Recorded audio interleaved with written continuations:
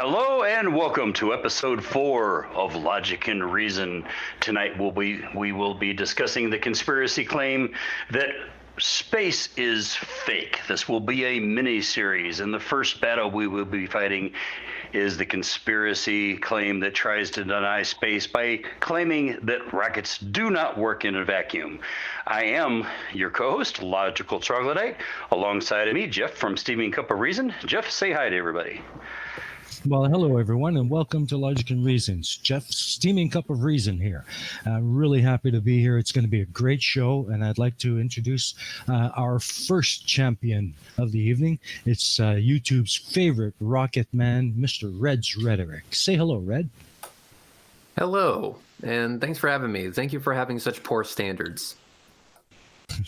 No poor standards. And joining us from our previous episode, BlueMarbleScience. Blue, say hi to everybody. Hey, everybody. How's it going tonight? And again, thanks for having me on. Hey, glad you came back. And joining us once again as our chief mod to keep everything all on the up and up, Amy Hogan. Hello, everyone. Good evening. I hope you all are enjoying your day, whatever time of day it is. And thank you for coming.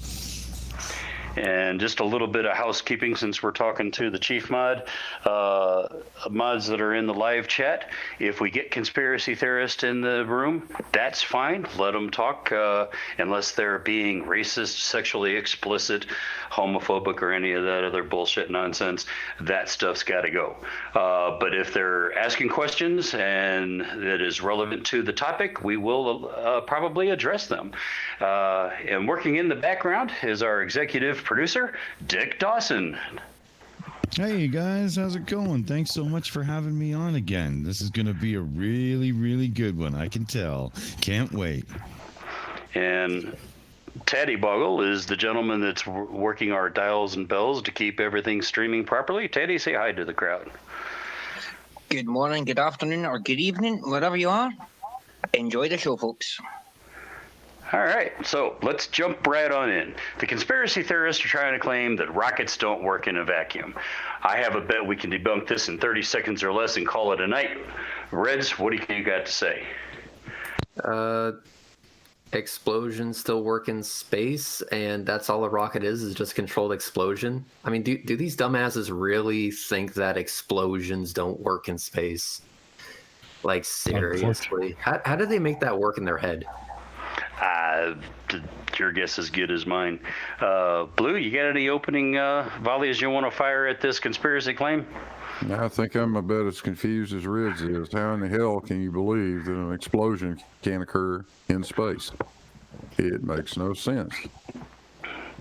Yeah, Not at all.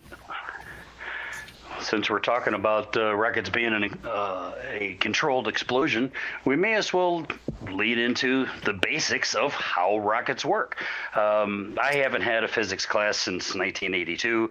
I've played with model rockets. I know the basic basis of rocketry, but I'm going to let the engineers in the room address this a little deeper. Oh boy. Something. Every action has an equal and opposite reaction. Basically, if you spew shit out the nozzle, it's going to push you in the exact opposite direction. The faster it leaves the nozzle, the faster you go in the other direction. It's quite simple. No atmosphere needed. So what they do is that they have this thing. It's called fuel. And this fuel goes inside of a chamber where it explodes and shit, and then that explosion fires gases out the ass end at about, I don't know, Mach 5 or some shit like that, which pushes the rocket in the exact opposite direction. Rocketry 101. Yep. And I do remember back in high school, we were discussing Newton's laws of motion. And to demonstrate that third law of motion, we took a skateboard to the gymnasium, nice waxed wooden floor, and we started throwing balls of different sizes and weights across the gymnasium. And lo and behold, the action of throwing the ball pushed us on the skateboard backwards. Amazing. And if we threw enough balls fast enough, we could actually scoot all the way across the gym. Yep, correct. It's the same exact principle. Nothing's different. And also, that would be the exact same thing if you were in a spacesuit and in a vacuum chamber. You threw those like a medicine ball and you're sitting on a skateboard. You threw that away from you. And the very moment the medicine ball leaves you and the system that is you and the skateboard, you will move backwards. Exactly. It has nothing to do with the atmosphere. Not at all. Yeah. Do they really want to claim that the medicine ball is pushing against the air and that's what's moving you? And that's, I think, where the main confusion is with a lot of these conspiratards. They seem to be under the impression that rockets can't work in space because there's nothing to push off of. Well, there's no need for it. That's not how a rocket engine works. Yeah, no, that's not how any of this works. You're right that this can be debunked in about 30 seconds, but I'm going to try and stretch this out for as long as possible.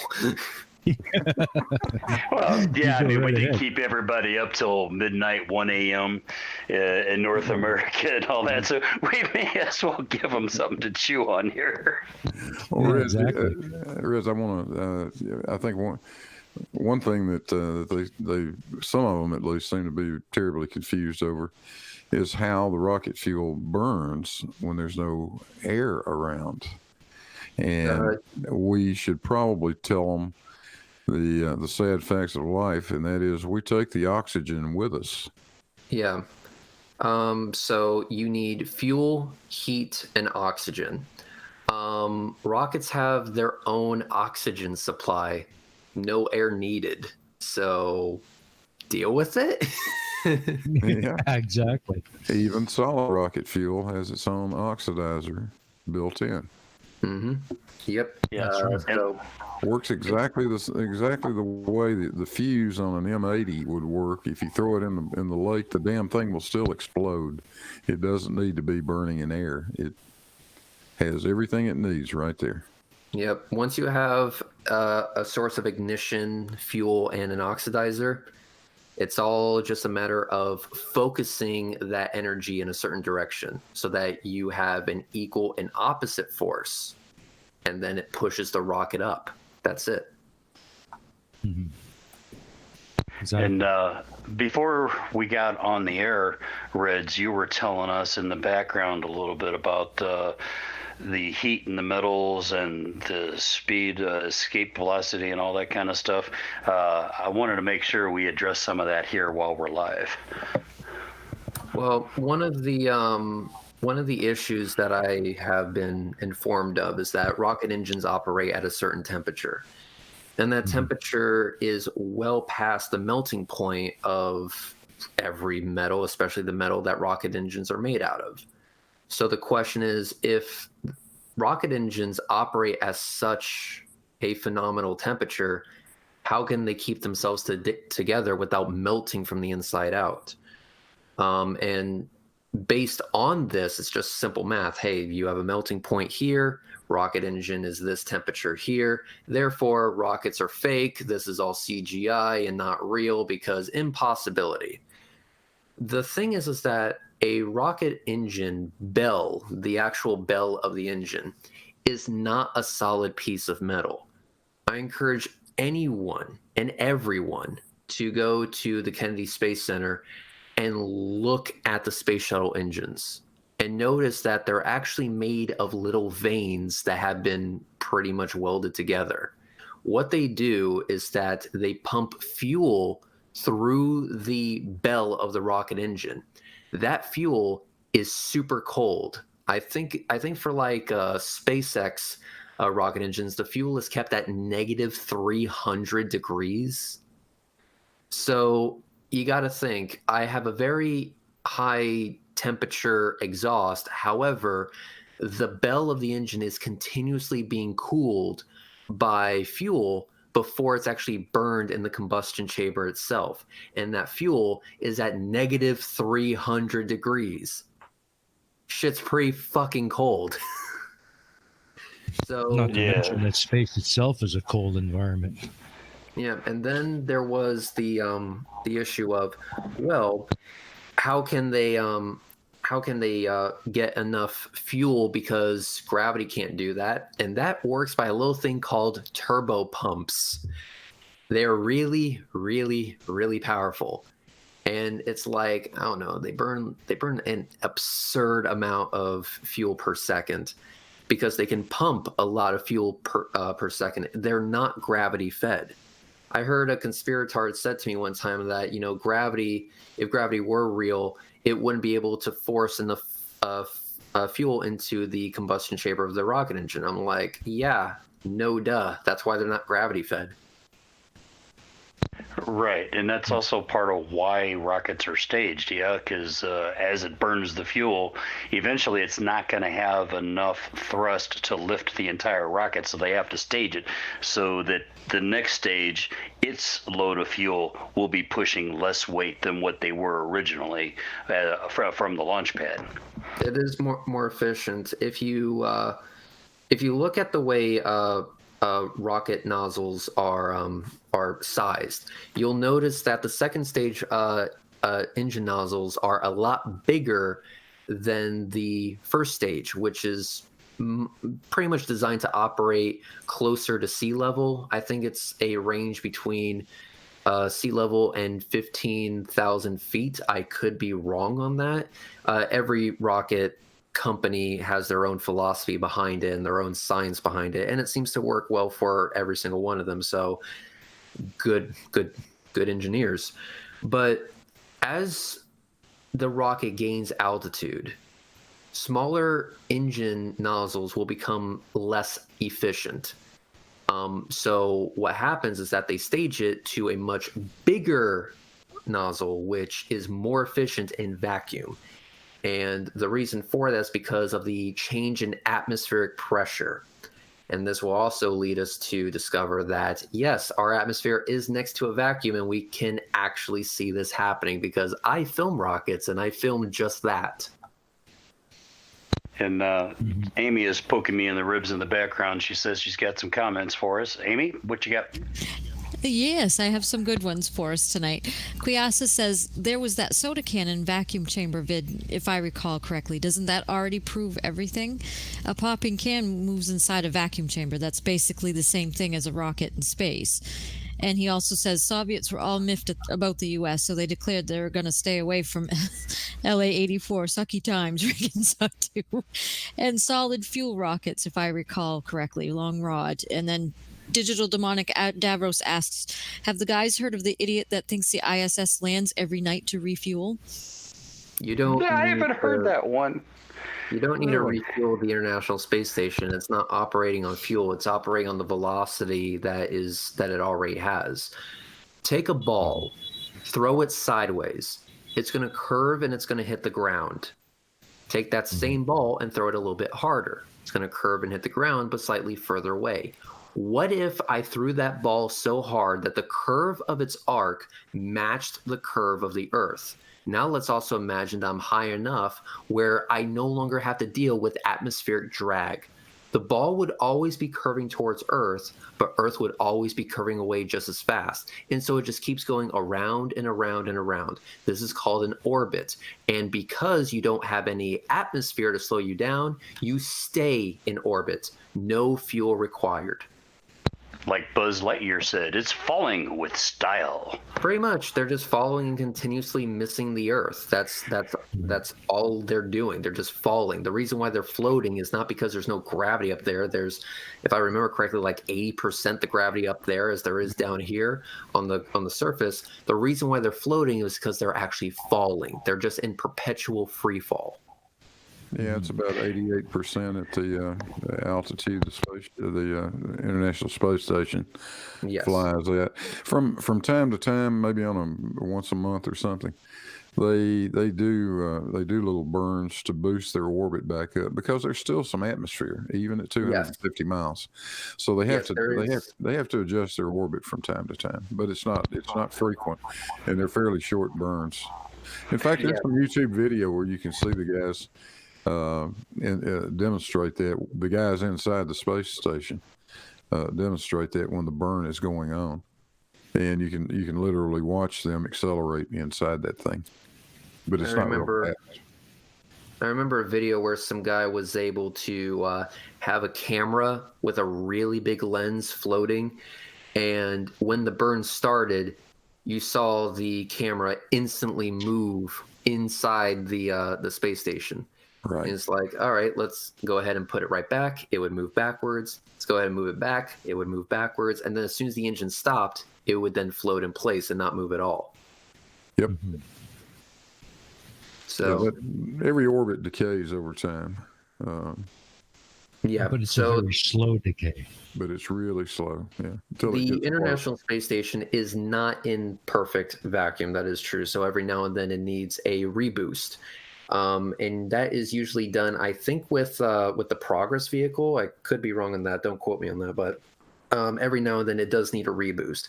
But the atmosphere is thin enough where you could have an orbit for a significant period of time. And so they're just in a state of free fall, continuously missing the Earth as they go around. Yeah. Exactly. It's sitting at a point where the centripetal force matches the gravitational acceleration. Mm-hmm. That's one way to think of it.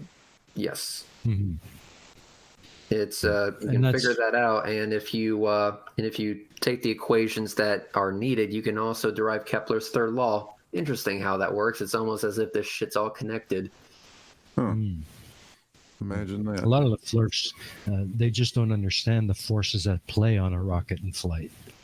Yeah, of course. But I mean, there are now startups that are now fully successful rocket companies. Like the newest one is Rocket Lab. So you got to think, if space was indeed fake and nothing could ever get into space or stay there and blah, blah, blah, blah, these guys would be pissed because they would have lost a lot of money. Yeah. I don't see anybody investing multiple billions of dollars in something that's fake. Not only that, but imagine all these people who go to school, get their education, learn orbital mechanics and all the complicated math that's behind it, and then only to go to their interview at NASA, go, hey, all this stuff that you learned in school, yeah, that's all nonsense. You're gonna have to take this computer program and learn how to make CGI. I would be pissed. Oh, tell me about it. So they're either going to have to make sure I die mysteriously in a car crash, or they're going to have to deal with me spewing their dirty laundry all over the internet through Twitter. Holy mackerel. One thing that... Sorry, go ahead. Oh, I was just looking at the live chat, and sorry, Amy, but I'm about to do a bit of your job.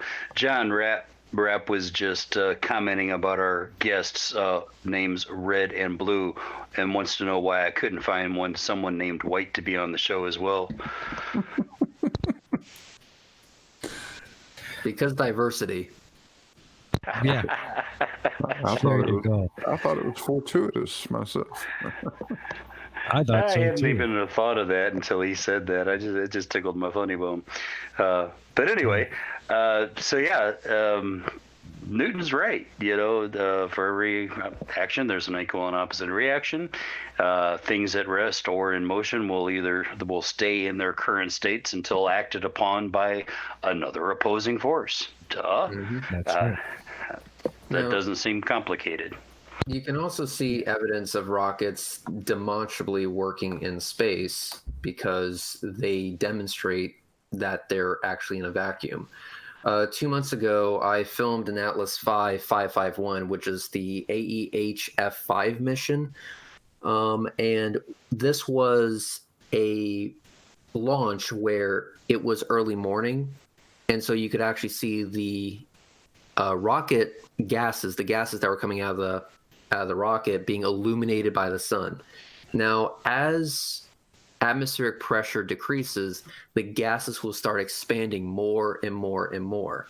So that's indicative of two things. One, lower atmospheric pressure, and two, higher altitude, because higher altitude equals lower atmospheric pressure. So as the rocket was gaining altitude, you can see this on video, and they can't say I CGI'd this because I live streamed it. You can actually see the gases expand more and more and more. And guess what? It didn't stop. It kept going. So it was still producing thrust, even though atmospheric pressure was going down to the point where the gases were expanded so wide you couldn't even see the gases anymore. It was in a vacuum. And yet it was still going. So once again, this video is on my channel, and also a user by name of Astronomy Live was able to film it himself as well. We have 2 amateur videographers that were able to capture this event, and I was able to live stream it and then upload the 4K version of that footage. This isn't fake. This is something that not only I saw, but many people saw. So yeah, deal with it. Rockets work in space. The rockets work in a vacuum. They've already demonstrated this. Yeah, I watched those videos on your channel, Reds. They were amazing. I did watch a conspiracy theorist 2 or 3 months ago. Was watching a film of, I think it was the Raptor engine test by SpaceX, and he was complaining that the flame of the rocket wasn't disturbing the dust cloud that it kicked up when it left the launch pad. I could say quite a bit about it myself, but I figured I'll let the experts talk about that, since they can probably speak more intelligently than I can about it. Well, I don't know the exact video that he's referring to. The only test I've seen of the Raptor engine was the Starhopper test, and then the side engine mount test, which was filmed at night. However, for the Starhopper test, I do remember the dust that it kicked up. Once Starhopper reaches a certain altitude, it's going to hardly kick up any dust at all, because it's at that certain altitude where it's far enough away from the ground. And then as soon as it gets closer to the ground, the thrust is reduced, i.e. that's why it's currently losing altitude at that specific moment in time. So it's not going to kick up as much dust as what it did when it initially took off. But also, I just want to make this clear. Most of that stuff isn't dust. Most of that stuff is steam, because the launch pad has to be hosed down with water to prevent damage. It's a sort of it's a protective layer on the foundation, and it also acts as a sound suppressor. And when you're blasting it with all this heat energy, it flashes to steam. Now, the landing zone, I don't believe had that, water suppression system. It was just a landing pad, kind of like what we have at LZ1 and LZ2 at Cape Canaveral, Florida. It's just a pad of concrete. So no shit, you're going to see differences when it comes to how much of a cloud is made between launch and landing of the Starhopper rocket. Yeah, and I don't understand why he was complaining about it anyway, because it was billowing out 20, 30, 40 feet away from the launch pad. But all the kinetic energy from the jet flame was pointing directly down. Why would he or anybody assume that should be disturbing this particle cloud 20 feet away? I don't want to pay attention to the Starhopper that's currently floating in the sky. I want to pay attention to dust. Seems legit. Yeah. Seems legit. It almost sounds to me that, and tell me if you guys are getting this vibe, that they're grasping at straws. Oh, seriously. Definitely. I've kind of thought that way before I even started my own channel. So I'm not crazy. Interesting. No, you're not. That's why on my more channel advanced. it's more light comedy, because I can't take them seriously. But Wow. we started this channel in this discussion format because Jeff and I decided that some of these claims need to be addressed more intelligently by the experts, because there's so many people out there that's asking questions and are in danger of falling down that rabbit hole. We figured we can't help the people already in that gravity well. We can help the people that are orbiting it, at least. Well, how many times have you heard that same sort of complaint about the Apollo missions, and they can't see the crater under the lunar landers? which is just nonsense. If you actually look at the damn photographs, you can see the radial lines where moon dust was blasted away. Yeah. But yeah, one thing they got to keep in mind is that gas is doing everything it can do to expand. That's the reason there's a nozzle on the bottom of the fucking engine. Yeah. That's what that's doing. And the minute the gas gets outside that nozzle, it immediately wants to expand as much as it can, as fast as it can. And that means its velocity is decreasing. So you don't need to get too far away from it, and you're down to velocities that are a lot more reasonable and a lot less disturbing to elements that might be, in the vicinity. What they also failed to mention is that lunar regolith becomes increasingly hard and dense just a few inches below the surface. Absolutely. So, and also there were, I believe, 4-foot contact probes on the bottom of the foot pads. And so as soon as those contact probes hit, that's when you would get contact light. So you actually hear, I don't know if it was Buzz Aldrin or I think it was Buzz. I think Buzz was the one that said contact light. That was the landing probes touching it. And so they cut the engines immediately. And then the engine wouldn't be operating at full power. It would just be residual fuel burning off. That's it. So what was there really to blow around when the lunar regolith gets so dense and compact just a few inches below the surface, and then the engines are cut before the landing even occurs? It literally kind of fell from 4 feet onto the surface of the moon. Yeah, exactly. And those probes were 6 feet, and they actually, I don't know how many of the missions used the automatic feature, but they had an automatic mode that they could be in, where as soon as it touched, it automatically cut the engines off. Yep. And in some of those images of the Apollo program landings, you can actually see the contact probes bent upward and like all mangled underneath the foot pads of the lunar lander.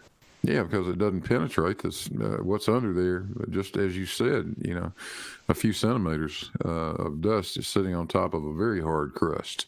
Exactly. And so you can actually see evidence of that because it literally bends the contact probes up and outward. So it shows you just how dense of a surface the lunar surface actually is. It's the lunar regolith is loose and that will get blown away fairly easily, but just underneath that is very dense and compact material. It's not going to blow away very easily, especially when you consider that the engines get cut before touchdown even occurs. Yeah, it's not like they landed in a 10-foot thick layer of Bisquick, for God's sakes. It was just a little, thin layer of dusty stuff. They it's thought that they almost were like landing in a sandbox. Yeah, it's like talcum powder almost. Yeah, I mean, it's very light. And another thing that really gets me is when they make their argument, they seem to equate the lunar lander as having the same force of upon landing as the entire Saturn V rocket. I mean, we're talking about a small craft with a relatively small mass that really does not need a lot of braking thrust to land. Mm-hmm. Well, unfortunately, you are telling Flurfs to understand scale, which, by the way, have you met them? Unfortunately, yes. And I've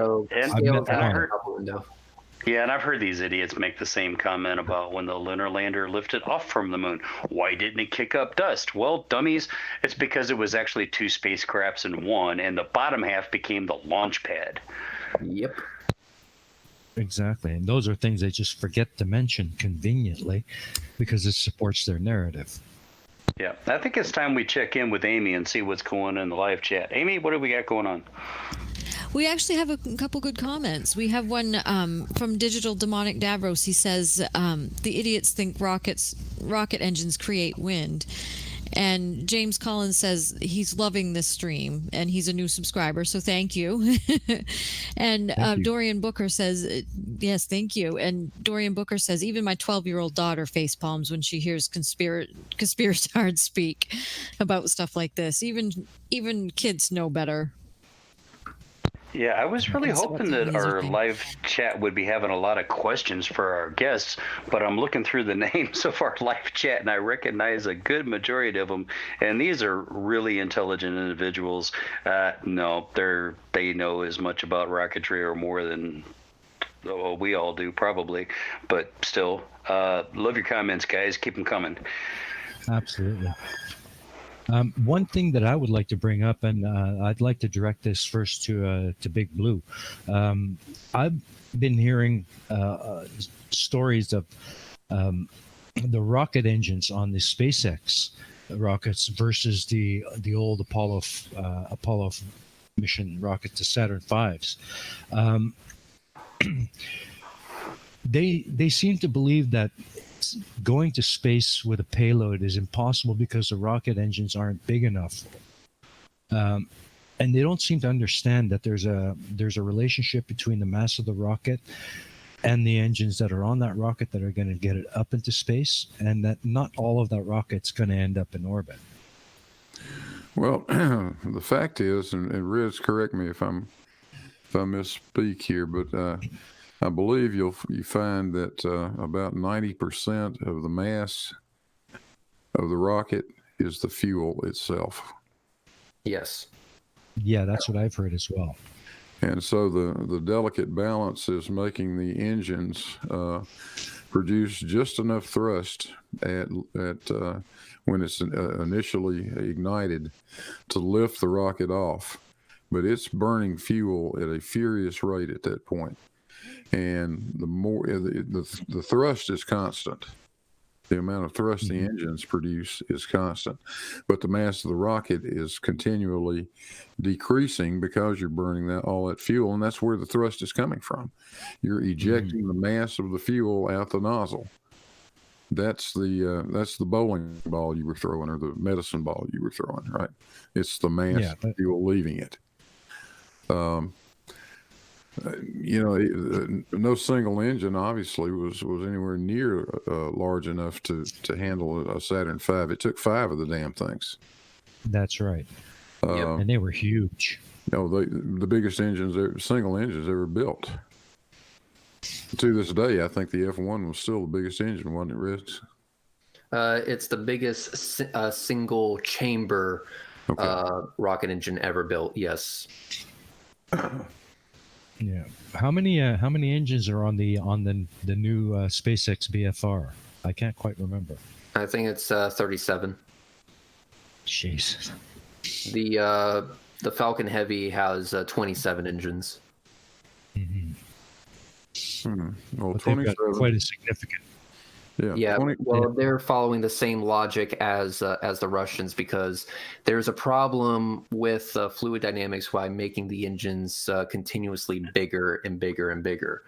I don't know who said it, but one person who rode the Saturn V to space said it was like riding a pogo stick to space. And so they literally have these gigantic spheres on the side of the engine that they call, and I'm not joking, they're called pogo suppressors. And the bigger the engine, the worse the pogoing, I guess, occurs. So in order to combat that, the way the Russians went against that problem is simply making their engines smaller, but making more of them. So you look at the Soyuz and you see that there's a lot of engine nozzles. Just look it up. Look at Soyuz rockets, and you'll see there's a lot of them. And I think SpaceX is following the same philosophy. Why make one really big engine that requires a lot of R&D, where you can just bolt on a bunch of little engines that don't require as much R&D and are probably cheaper to manufacture? Yeah. Makes sense to me. And So, I got to a lot. really hand it to the guys in the early days of the space race back in the 50s and early 60s who were inventing this stuff from the ground up. The rocket engineers and scientists that we got today are standing literally on the shoulders of giants as they come up with newer and better engines. But yeah, I get really irritated when I see some of these conspiracy theorists try to show some of the early rocket launches that got a few feet off the ground before exploding, as if that's proof of anything other than we're learning from our mistakes. And there is a huge learning curve when you're inventing this stuff for the first time. No, yeah. Yeah. They says here, 50 years ago, solving the problem of the pogo effect. So it was actually called the pogo effect. During the last 10 seconds of the first stage burn, the rocket would experience longitudinal oscillations called the pogo effect. Pogo occurred when a partial vacuum in the fuel and oxidizer feed line reached the engine's firing chamber, causing the engines to literally skip. Yeah, kind of like a sputter. So yeah, and the bigger the engine, the worse that effect becomes. So SpaceX, in order to get around that problem, just said, no, we're just going to make a bunch of tiny ones. I think the Raptor engine is the biggest engine they've ever made to date, tested or otherwise. Sounds like on the Saturn V, if they had a loose filling, that sucker was going to pop out. Exactly. But but keep this in mind, people. The main reason that the Saturn V was so awesome is not just because of the amazing engineers that were working on it. It was also because there was a lot of motivation to prove to the Russians that our junk was bigger than theirs. Gotcha. And once again, Amy's poking me in the ribs, and she doesn't seem to understand that I bruise easily. I'm an old man. So, Amy, go ahead. What's going on in the live chat? Okay. John Rapp says the moon and Earth's atmosphere, so rockets do have something to push on, ergo the moon landing absolutely could have happened. Flurf, logic, and reason. Taddy Bogle has a question for the panel. How far have we come since the first space flight's taken? The real non sequitur has a question. How much longer will the ISS be in use? And then C4 asks both Blue Marble Science and Red's Rhetoric, if you could visit any planet, what would it be? Saturn. That would be cool. I would visit Saturn because just look at it. I mean, if there is a God, he loved it so much he put a ring on it. Yeah. That would be an awesome place, but I would like to go somewhere I could land. So I guess I would pick Mars. Cool. Yeah, I was thinking Mars. If I were younger, I would love to be in the first Mars colony. And it's a lot Actually, shorter trip, too. Yeah, there's a good point made up. Y'all can hang out at Mars all you want. I'm going to Enceladus. Cool. Yeah, you can land there too, right? Yeah, that'd be awesome. Addressing the question that came from Taddy Bogle, how the advances we've made since the original space program. I think one of the biggest arguments that really bothers me the most is how conspirators claim that all of that in the 60s was fake, because with all of our advanced technologies today, we can't go to the moon. Could you guys kind of expand on just how wrong that is?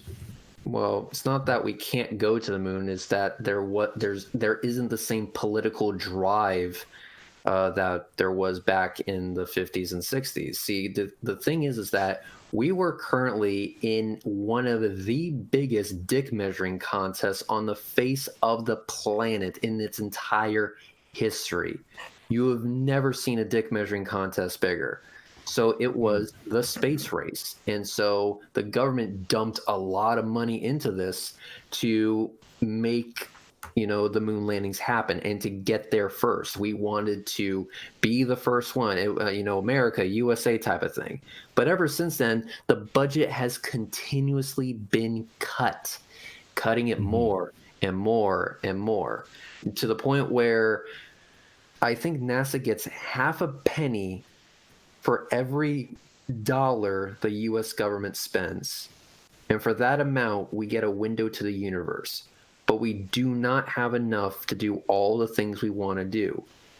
R&D is hard. It is expensive. Not only that, but you have to incorporate new technologies that are not only going to make your job a hell of a lot easier when you're actually in flight, but it's also going to make it more beneficial because you will get more data out of the flight. You will be able to utilize, a more compact, more robust framework in order to meet mission objectives because of the advancements in technology. But unfortunately, you need to test it first. Back in 2014, on the Delta IV Heavy was the EFT-1 launch of the Orion spacecraft. The only way they could test the certain systems was to fly it in space, because such technology has never flown in space before. And you need to make sure that your shit works before you put people in that thing. And you also have to make sure it's not going to absolutely screw itself on reentry. So once again, you have to go to space and you have to experience reentry. And you have to make sure that the equipment can survive reentry as well. The radiation effects that's there. Because even on the space station, they can cause mischief such as locking up laptops and such. If you have mission critical components that are digitally based like that, the same as laptops, you need to make sure that they're shielded properly. That requires money in R&D, and there just isn't enough of it to go around. So they're having to share with other projects, and that's why missions take 10, 15 years to do and then eventually launch. Exactly. The equipment, although the technology is much more advanced, it's also a lot more sensitive to the conditions of space. Well, and the durations of the missions that are planned are substantially longer than what we were looking at in the 1960s for a trip to the moon. That was a maximum 14-day mission. Most of them lasted in the range, I think, of 10 or 11 days, something like that.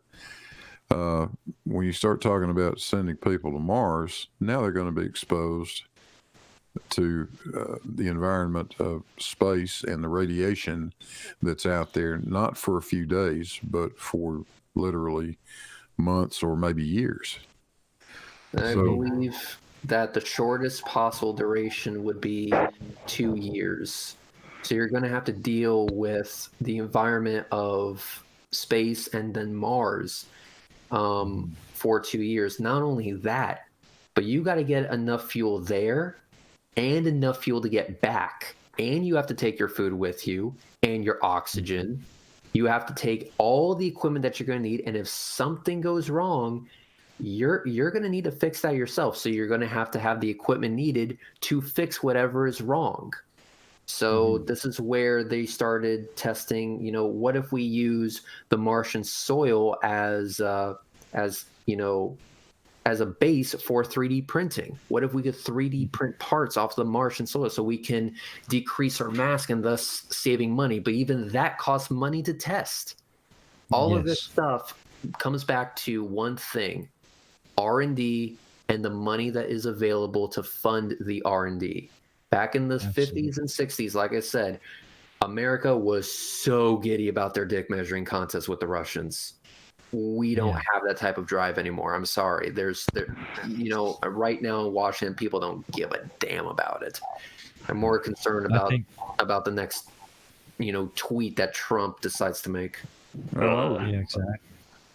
I think back in the 60s, NASA had like 20% of the national budget.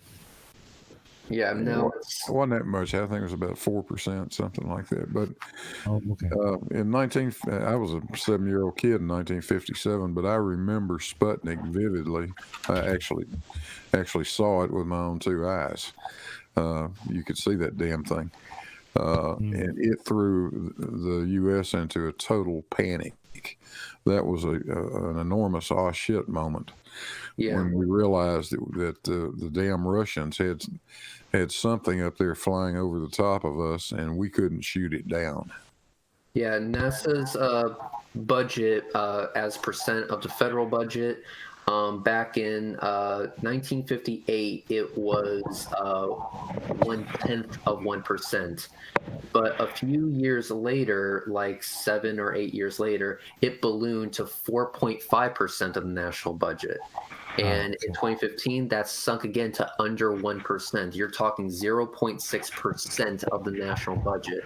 So it went from 4.5% down to 0.6%.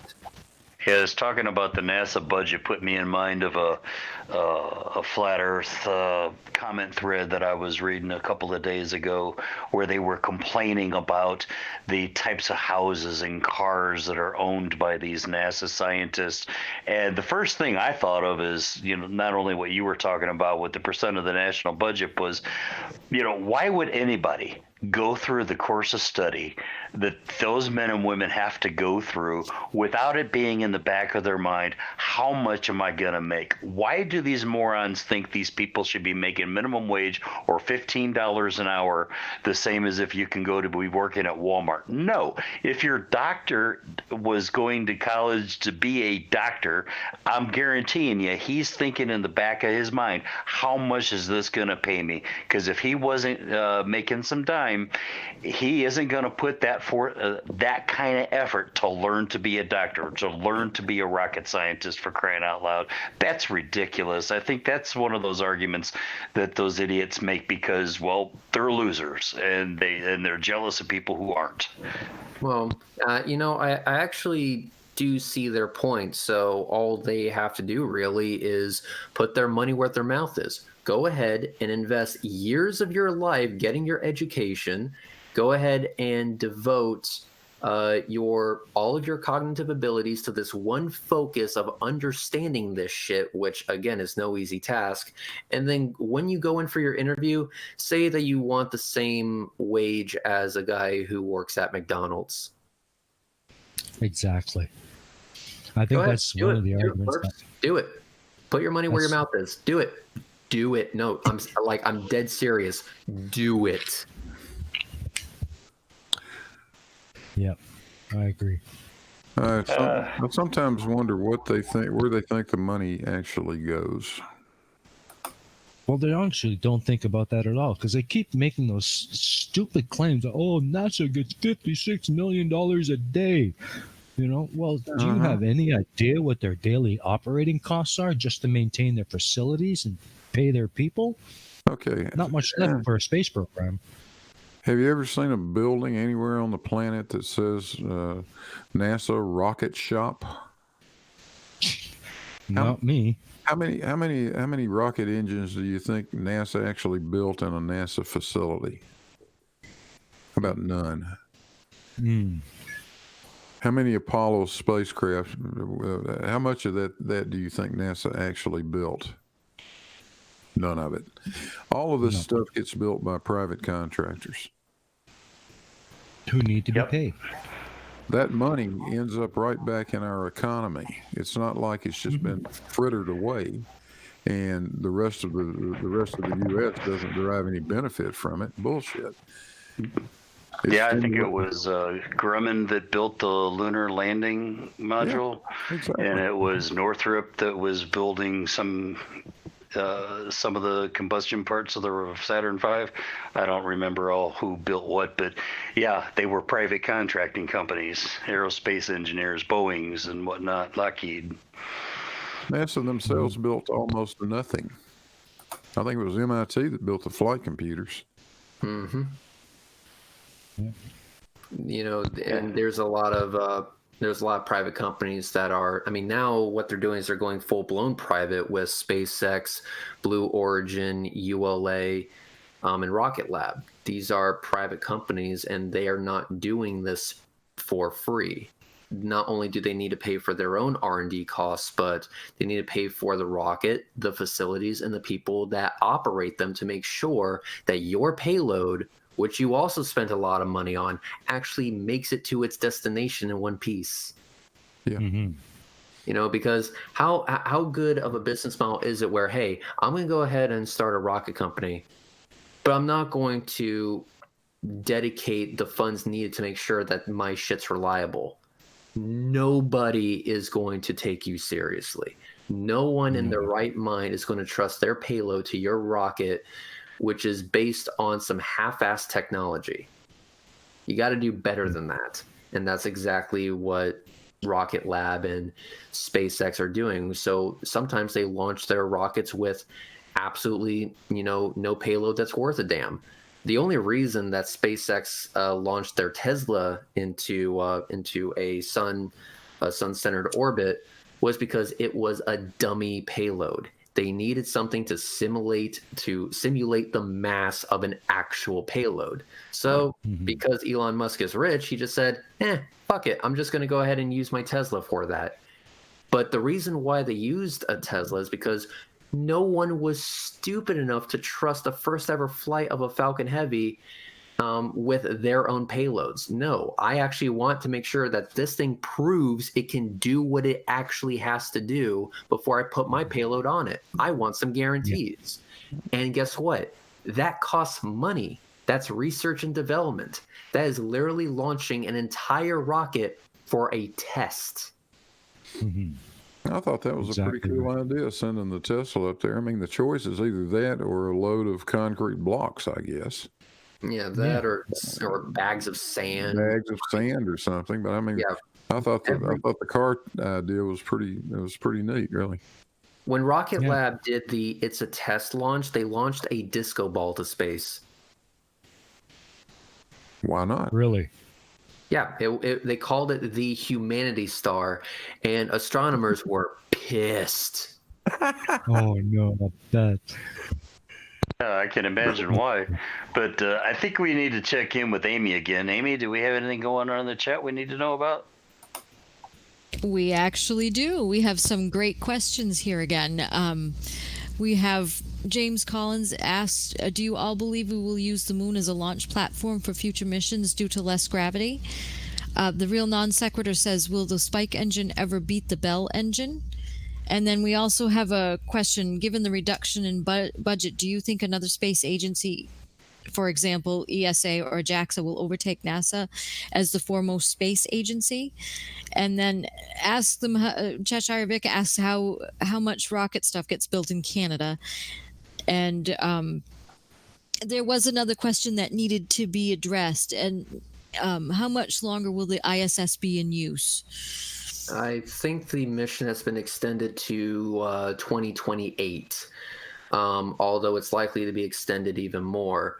But eventually it will be deorbited, and it will no longer be a functioning station after that because it will have disintegrated in the atmosphere.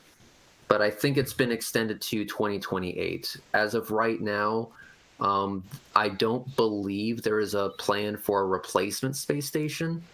It might just be the case that they decided, you know what, screw it. We're not going to deorbit this thing. We're going to keep it till 2032. I heard that it might be extended to. So it just depends on what the political, I guess, front decides. Yep. And as far as using the moon as a launch station, I think that's a very viable idea, but I don't believe I'll ever see it in my lifetime. Possibly in my grandchildren's lifetime, they will live to see that, but I won't.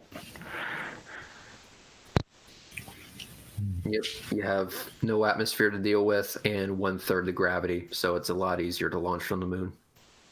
Yeah, absolutely. It took an entire Saturn V to get from the Earth to the moon, and it took that little tiny capsule, just to get into low lunar orbit. It's pretty good. It's a pretty good energy savings right there. Absolutely. And speaking of savings, the fact that SpaceX is actually developing the reusable rocket technology. They've been using it for a while now, quite successfully. I wanted to ask you, Reds, what's the average reusable life on those engines? How often can they be reused? I believe they're still testing that, and they keep those figures close to the chest. But I've seen rockets go like 3 times. So every single time that you launch a rocket and you reuse it, you're adding heat stress to the entire system. That heat stress compromises reliability. And so what you want to do is you want to use it to no greater than what you believe is reasonable in terms of reliability. So they said, listen, our rockets are reliable for 6 uses, 6 repeated uses. Okay, we're going to use it for 3 only. Because if I am reliable to 6, I want to make sure that my customers have that guarantee by saying we will not use our boosters more than 3 times. So now how they determine that is something that I believe is proprietary for each individual company. But I do know that they always cut it short to keep the reliability factor there, to make sure that their customers are cool with them using reusable boosters. Yeah, and we've been talking about liquid fuel rockets, solid fuel rockets, but we should also mention there's other types of technology for rocket engines as well. I remember back in the mid-90s, they were testing an ion rocket, which, if I'm not mistaken, is still in a solar orbit, and it's currently the fastest moving object in the solar system. I believe that record was going to go to the Parker Solar Probe. It was launched on the Delta IV Heavy, and it was going to go really, really, really fast, because the closer you get to the sun, the faster you need to go to maintain an orbit above it without crashing into the damn thing, and it's going to go really, really fast. But yeah, if you used an ion engine, they are very low thrust. However, the fuel lasts for a very long time, so it just builds upon itself over and over and over again. Like, yes, I'm only going to accelerate at let's say 1 meter per hour or some ridiculously slow amount like that. But the fact that it can keep going and going and keep the engine running for days, weeks, months, even years, it just builds upon itself. Next thing you know, it's traveling many times faster than a bullet, and it can do that without, these awesome gravity assists like what we saw happen with like New Horizons, when it required a speed boost from the planet Jupiter. Yeah, and I was also reading a while back that they've been working on a hybrid engine that works on the plasma, I think it is. There's a few different fuels that are currently being tested. There's even a massless engine that's being tested, which, by the way, is complete nonsense, but let them have their fun, I guess. But in the end, it all comes down to the thermal properties of the engine. With the engines that are currently in use, the smaller the engine, the easier it is to manufacture and maintain. And they run on the same principle as the bigger engines, but they require a hell of a lot less cooling. And also the thrust that is produced is a lot less than that of the really big engines to get off of the surface of the Earth. In space, you're not dealing with the Earth's gravity well. You only need to use enough thrust for maneuvering. And so the amount of energy it needed is significantly reduced, which means the amount of heat energy that is being transferred to the system as a whole is greatly reduced. And then you have the passive cooling and the cooling through the passive cooling into the fuel that's actually needed to get the thing going in the first place. It cools the engine in real time. It's a neat trick. I love that. It's absolutely awesome. Yeah, it is. The one thing the aerospace guys are really good at, and have been really good at for a long, long time, is the field of reliability analysis. You can make a career out of doing that. There's a mil spec HDBK 217C that I'm pretty familiar with that will give you a method of calculating mean time to failure, mean time between failures, probability of next instantaneous failure, all that kind of stuff. And it's done for any kind of mission critical apparatus, and primarily was intended to look at electronic systems, and that's what I used it for. And had to do a bunch of those things back in a previous life. But that's the reason they're telling you, okay, we think the mean time to failure is 6 launches. Therefore, we're going to do 3 and call it a day. And they did that all the time, and still do that all the time with electronics on in aircraft. It reaches that point, and it's still working perfectly fine. They pull it out and put a new one in. Mm-hmm. Yeah. So Even in there civilian aviation, they do that.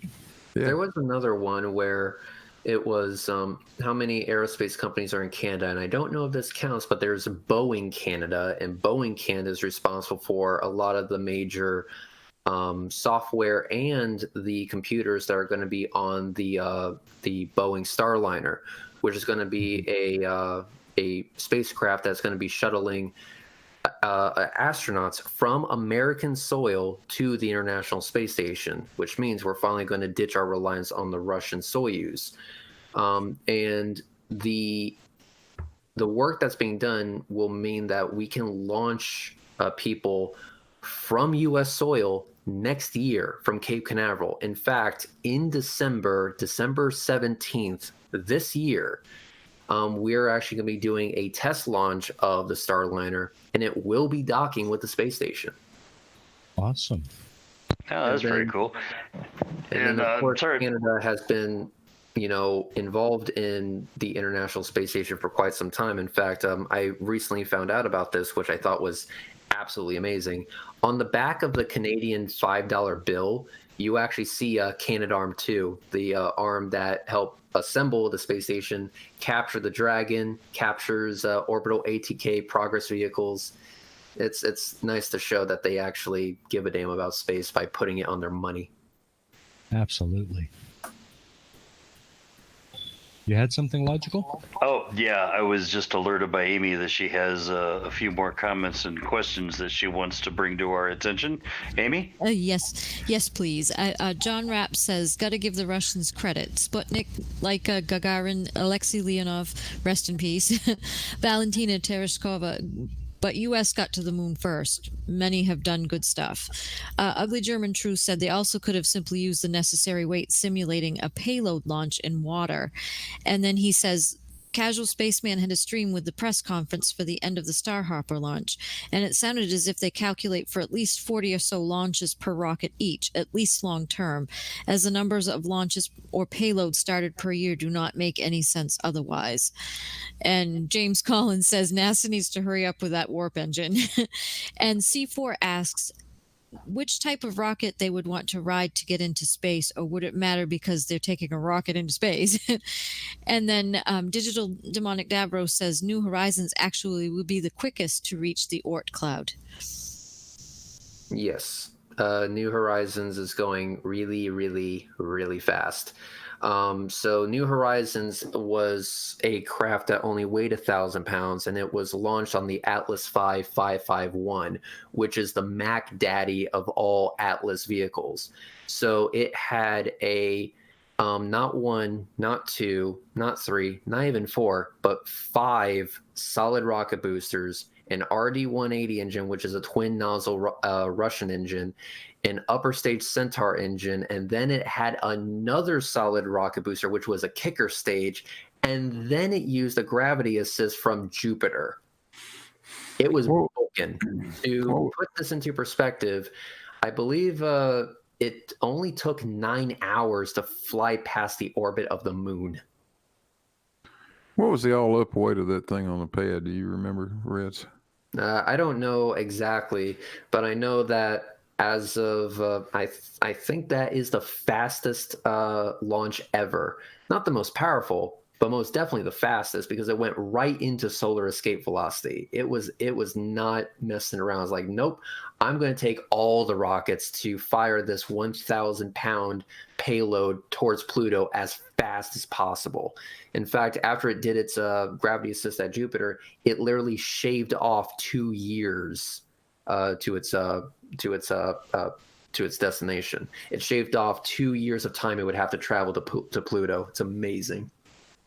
Awesome. I knew that picked up a lot of speed with that gravity assist. I didn't realize it was that much. Wow. Yep, they saved 2 years of time doing it that way. And I also noticed that Debunking Davros had asked us if we knew that South Australia was building a space station or space launch station.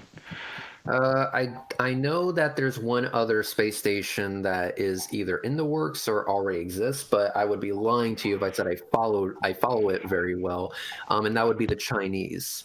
I think the Chinese are the only other nation that has a space station or has one that's currently in development. Like I said, I would be lying to you if I said I followed the Chinese space program, because personally, I don't really give a damn.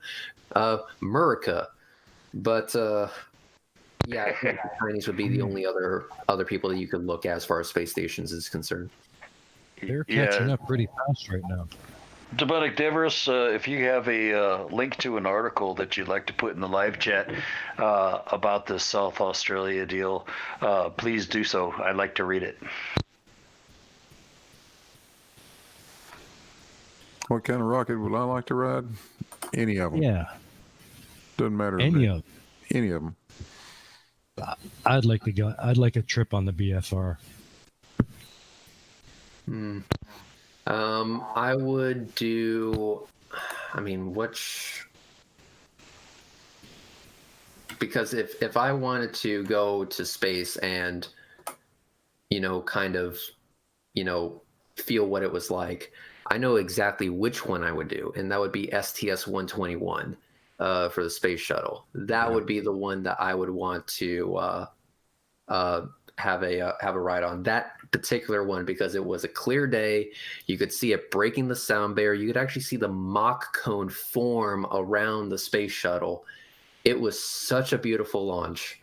In fact, if you type in space shuttle launch in YouTube, it's literally the first video you see. It says space shuttle loud something music not or whatever. Anyway, it has like 25 million views. It's awesome.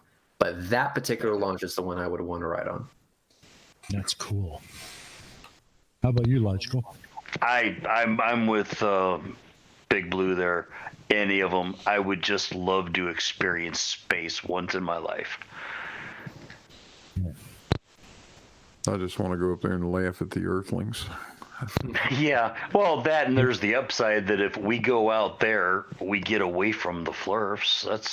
There's definitely an upside. There's a bonus in that. Hey.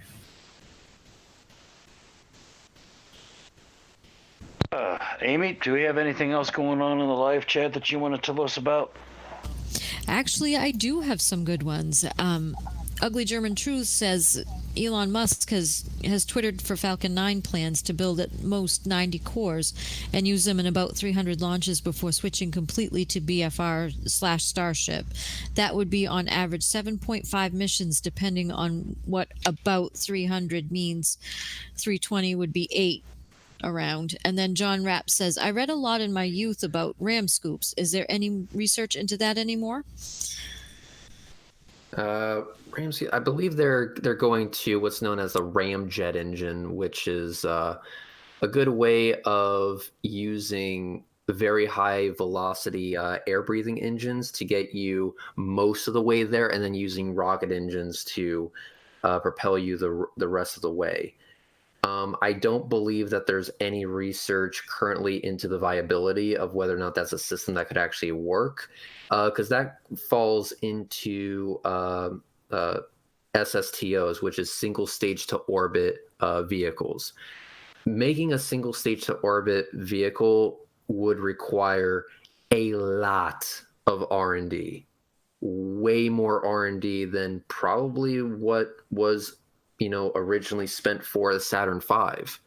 Single stage to orbit vehicles are commonplace in Kerbal Space Program, but making it a reality, I don't think it's feasible in any way, shape, or form. I think you would be better off using a two-stage system at the very least for your space program and rocket engines. Not only that, but single stage to orbit vehicles are inherently inefficient, and if you use a winged aircraft, then they're inherently more dangerous, because winged aircrafts have a bit of an issue when it comes to ejecting the astronauts to safety. You have to design a system around it, and it's vastly more complicated than simply putting a launch escape tower at the top of the rocket. Earlier this year, I had filmed the launch escape system for the SLS rocket being tested. That is a far more simple and far more reliable system than whatever you could do with a winged aircraft. That's the reason why I think the space shuttle failed so miserably, when you consider just its track record for safety, because it was inherently a dangerous vehicle. You were strapping solid rocket boosters to a winged aircraft, which once they started, they're not stopping. You're along for the ride, whether you like it or not. And if something goes wrong, there is no "oh shit" button. You can't eject. And that's something that SpaceX and Boeing have been tasked with making sure exists on their rockets. And I don't think an aircraft-based, space plane can compete with that. Mm-hmm. We were talking a little bit earlier before the show. You're in your first year of mechanical engineering studies. Can you tell us a little bit about your future plans? Future plans are completely open. I just want to do something that's something to do with aerospace, whether it's working for NASA, SpaceX, Sierra Nevada Corporation, Boeing, Lockheed Martin, Northrop Grumman, Rocketdyne, whatever company is out there. Basically, I'm all yours, guys. Take me away, rocket company. I'm good to go. I have no loyalty to any one company. To me, they're all doing great stuff. Sierra Nevada Corporation is working on the Dream Chaser. SpaceX is working on BFR, and you also have ULA, which is working on the Vulcan rocket, as well as Blue Origin, which is working on their New Glenn rocket, which is also going to be a landable rocket, and a landable rocket the size of the Saturn V. So there's plenty of opportunity out there. I like keeping my options open, but as of right now, I'm just getting the bare bones basics done. I'm just starting out. I am not anywhere close to finishing, but I'm going to give it my all. And who knows, once I reach orbit, I'll be sure to give you all a phone call. That would be awesome. You'll know it's I'm sure. because the first two words you'll hear is "suck it." Well, if you make it to space, Reds, we're definitely going to have to do a live stream with you in orbit. That would be awesome. Absolutely. And I'm sure all of us wish you the best of luck with that, and we hope it all works out for you, bud.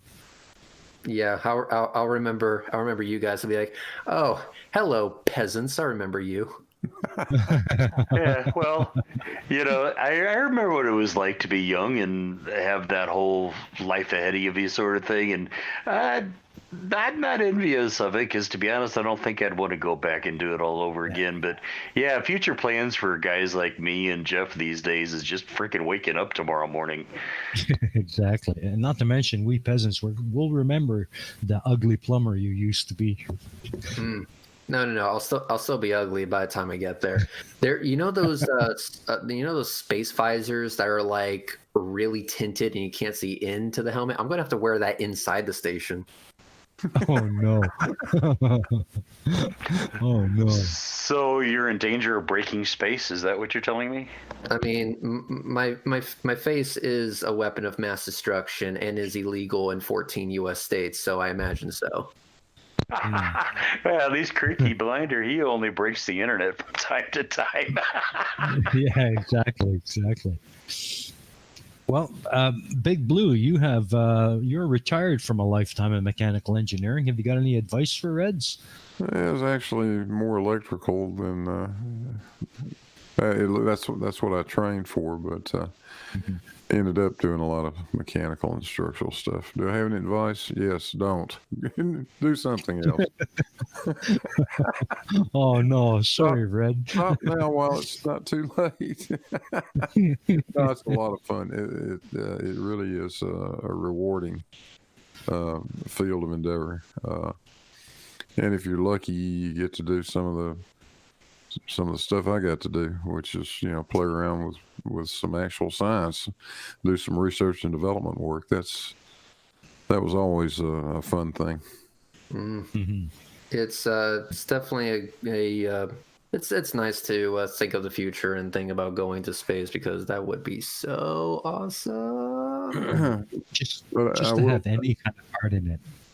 Yeah, I will give you one piece of bad news though, Reds. I know you probably have your heart set on this, but the scientific method is nothing like Anthony Riley says it is. Oh, well, that's a damn shame. It doesn't really work.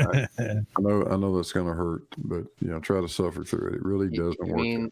You mean I just can't pull random shit out of my ass and expect it to work? No.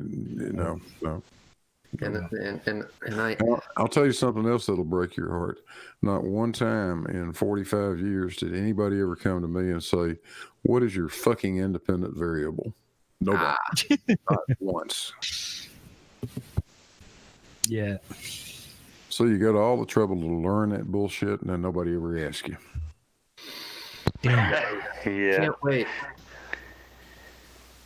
This is going to be awesome, but that's okay. Listen, my goal is simple. Learn all the stuff I need to know, learn the complex math, the methodology behind, the science that goes into making space work, and then, make sure that I have the base and the know-how to make it to orbit in one way or another. And all that will be for the singular purpose of telling everyone on Earth to get bent. Well, we wish you the best of luck in that endeavor. Mm-hmm. Be like, hi, this is Rhetoric from Orbit. Yes, that's right. Get bent. I know you're jealous right now. Let's go ahead and have a moment of silence for 30 seconds while you guys stew in your jealousy. And then you wait for 30 seconds and like, by the way, this is the Earth. Notice how it's round. Yeah. It's going to be awesome. Can't wait. So, Amy, is there anything going on in the live chat that you want to bring to our attention? Absolutely, yes. I have Digital Demonic Davro says, logic and reason, getting smarter every time you guys stream. Tell Reds I am jealous of his location to rocket launches. And so thank you for that. And John Rapp says he meant ram scoops in space collecting interstellar hydrogen as you go. I'm not sure what exactly all that means, but I'm sure somebody does. Hydrogen is a good fuel, but it has a tendency to rise. A good example of this would be the Delta rockets. The Delta rocket is a hydrogen-based rocket where it quite literally sets itself on fire before it takes off. I'm not joking. Look up any Delta 4 or Delta 4 Heavy, preferably Delta 4 Heavy launch. Like NROL 71, I believe it was. The rocket literally sets itself on fire.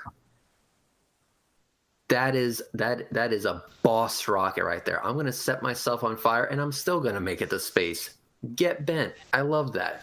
But yes, hydrogen. Awesome. If you're able to get a hydrogen from the environment that you're in, you can cut down on the amount of fuel that you actually need to take with you.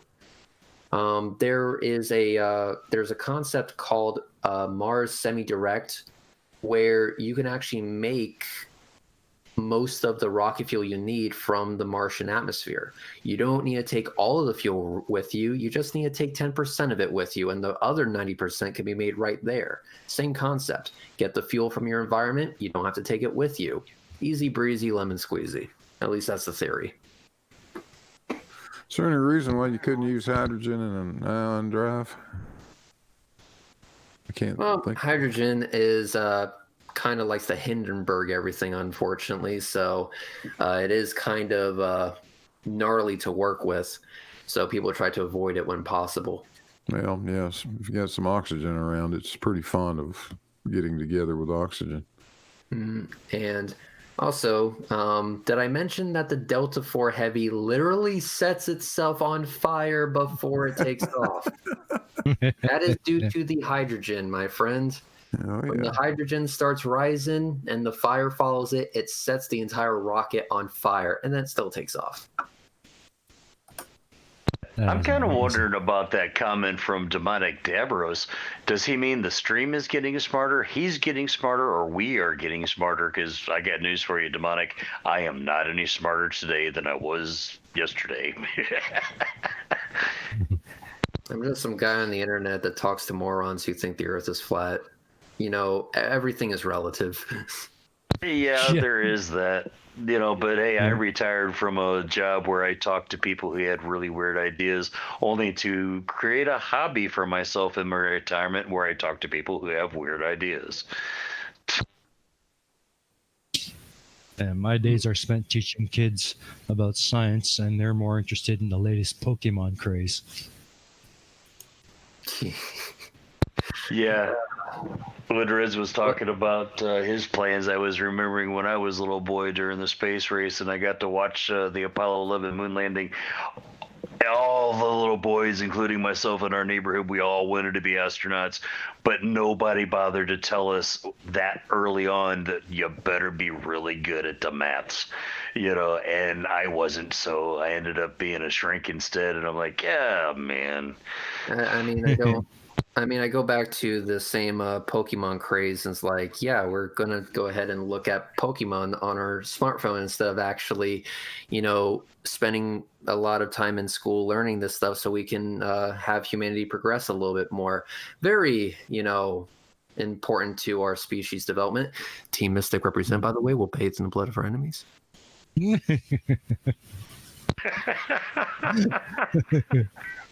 Oh, jeez.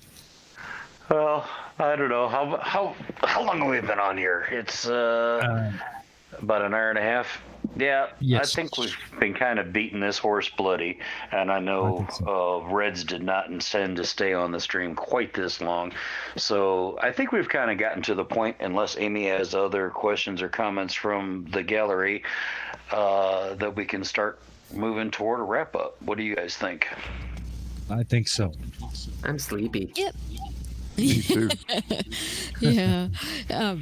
There was just one comment. It was just a clarification. It's called the Bussard ramjet. I guess it's still a concept. That's what Sean Carroll says. Just to clarify what we were trying to talk about earlier. I think I've heard of that before. I could be wrong on this, but it is a ramjet that uses the oxygen from the atmosphere up to a certain point, and then it uses its own onboard oxygen to carry it the rest of the way to orbit. It is a great concept if that is what he is referring to. However, that again follows the SSTO issues and also the issues dealing with winged aircraft, because it is going to have to go on a winged aircraft. There are inherent risks, and it makes the entire system a lot more complicated. And the more complicated you make a system, the more prone it is to failure. And what you want to do is you want to make your rockets simple. Simple equals better. The traditional two-stage rocket design is a system that is proven. It works, and it's easy. Not only that, it's very easy to design a safety system around it that doesn't compromise the rest of the rocket. With winged aircraft, you do have to design a system that can be rather restrictive depending on the design specifications of the entire system as a whole. You have to design a safety system around the plane instead of adapting a safety system to the top of the rocket where all the fire and badassery is already beneath you and out of the way. So it's just a more complicated system. I don't see any future in it, but who knows? I've been wrong before. Well, the one thing for damn sure you're not going to do is punch out at Mach 10. Yes. Yes. That's going to kill you deader than hell. So you've got to have some way to be protected, to protect the people.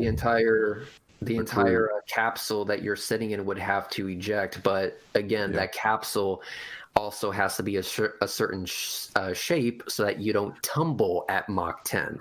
Yeah. And the SpaceX capsule, the Boeing capsules, the Soyuz capsules, they are designed to maintain a certain orientation at very high velocities.